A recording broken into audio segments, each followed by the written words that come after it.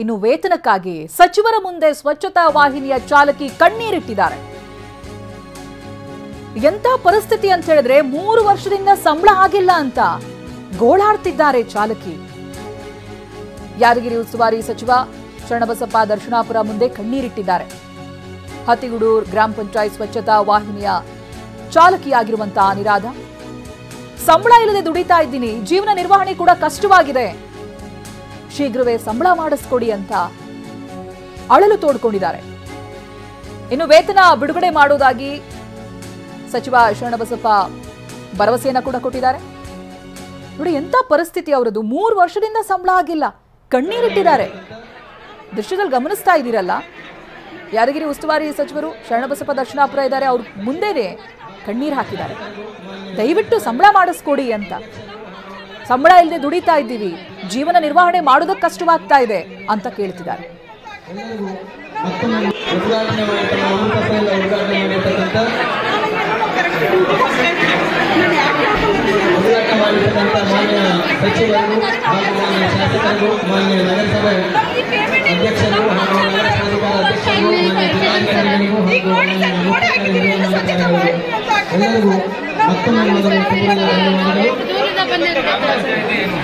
ಉಳಿದವರಿಗೆ ಅಂಗನವಾಡಿ ಸಹಾಯಕರಿಗೆ ಆರ್ಡರನ್ನು ಆದೇಶವನ್ನು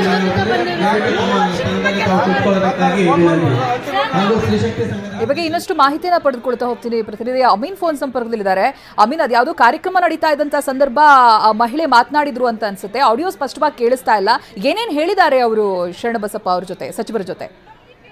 ಚೈತ್ರ, ಯಾದಗಿರಿ ಜಿಲ್ಲಾ ಪಂಚಾಯತ್ ಸಭಾಂಗಣದಲ್ಲಿ ನಿನ್ನೆ ಜಿಲ್ಲಾ ಉಸ್ತುವಾರಿ ಸಚಿವರ ನೇತೃತ್ವದಲ್ಲಿ ಮಹಿಳಾ ಮತ್ತು ಮಕ್ಕಳ ಕಲ್ಯಾಣ ಇಲಾಖೆ ವ್ಯಾಪ್ತಿಯಲ್ಲಿ ಬರುವಂತ ಏನು ಅಂಗನವಾಡಿ ಕಾರ್ಯಕರ್ತರಿಗೆ ಮತ್ತು ಅಂಗನವಾಡಿ ಸಹಾಯಕಿಯರ ನೇಮಕಾತಿಯ ಆದೇಶ ಪತ್ರ ನೀಡುವಂತ ಕಾರ್ಯಕ್ರಮ ನಡೆಸಿತ್ತು. ಇದೇ ಕಾರ್ಯಕ್ರಮದ ವೇಳೆ ಯಾದಗಿರಿ ಜಿಲ್ಲೆ ಶಹಾಪುರ ತಾಲೂಕಿನ ಹತ್ತಿಗೂಡು ಗ್ರಾಮ ಪಂಚಾಯತಿಯ ಏನು ಸ್ವಚ್ಛತಾ ವಾಹಿನಿಯ ವಾಹನ ಏನಿರುತ್ತೆ, ಆ ಒಂದು ವಾಹನ ಚಾಲಕಿ ಅನುರಾಧ ಏಕಾಏಕಿ ಎಂಟ್ರಿ ಕೊಡ್ತಾರೆ. ಆದ್ರೆ ಅವರು ಗ್ರೂಪ್ ಇರುತ್ತೆ, ಒಂದು 5-6 ಜನರ ತಂಡ ಬಂದು ಸಚಿವರು ಕಾರ್ಯಕ್ರಮ ಮುಗಿಸ್ಕೊಂಡು ಹೊರಗಡೆ ಹೋಗ್ತಿರ್ತಾರೆ. ಹೋಗುವ ಸಂದರ್ಭದಲ್ಲಿ ಸಚಿವರ ಮುಂದೆ ನೇರವಾಗಿ ಬಂದು ಕಣ್ಣೀರು ಹಾಕ್ತಾರೆ. ಯಾಕಂದ್ರೆ ಕಳೆದ 3 ವರ್ಷಗಳಿಂದ ಸಂಬಳ ಇಲ್ಲದೆ ಜೀವನ ನಡೆಸ್ತಾ ಇದೀವಿ, ಜೀವನ ನಡೆಸೋದು ಬಹಳ ಕಷ್ಟ ಆಗ್ತಿದೆ. ಹೀಗಾಗಿ ಜಿಲ್ಲಾ ಪಂಚಾಯತ್ ಸಿಒ ಇದ್ದಾರೆ, ಜಿಲ್ಲಾಧಿಕಾರಿಗಳು ಇಲ್ಲೇ ಇದ್ದಾರೆ. ಸೊ ಹೀಗಾಗಿ ನಮ್ಮ ಸಂಬಳವನ್ನು ಬಿಡುಗಡೆ ಮಾಡುತ್ತೇಳಿ ಆದೇಶ ಮಾಡುತ್ತೇಳಿ ಏನು ಮನವಿ ಕೂಡ ಮಾಡ್ತಾರೆ.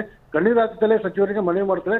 ಸಚಿವರು ಕೂಡಲೇ ಅವರಿಗೆ ಭರವಸೆ ನೀಡ್ತಾರೆ. ಆದ್ರೆ ಇಷ್ಟು ದಿನ 3 ವರ್ಷಗಳ ಕಾಲ ಯಾಕೆ ವೇಟ್ ಮಾಡಿದ್ರಿ, ಜಿಲ್ಲಾಧಿಕಾರಿಗಳು ಜಿಲ್ಲಾ ಪಂಚಾಯತ್ ಸಿಒರಿಗೆ ಮನವಿ ಮಾಡಬೇಕಾಗಿತ್ತು. ಜೊತೆಗೆ ನಾನು ಕೂಡ ಅದೇ ಕ್ಷೇತ್ರ ಶಾಸಕನಾಗಿದ್ದೀನಿ, ಹೀಗಾಗಿ ನನಗೆ ಕರೆ ಮಾಡಿ ಮಾಹಿತಿಯನ್ನು ಕೊಡಬೇಕಾಗಿತ್ತು ಅನ್ನೋ ಮಾತನ್ನು ಹೇಳ್ತಾರೆ. ಜೊತೆಗೆ ಆದಷ್ಟು ಬೇಗ ಸಂಬಳವನ್ನು ಬಿಡುಗಡೆ ಮಾಡುವಂತ ಭರವಸೆ ಕೂಡ ಸಚಿವರು ನೀಡಿದ್ದಾರೆ. Chaitra, right, thank you Ameen ಮಾಹಿತಿಗಾಗಿ.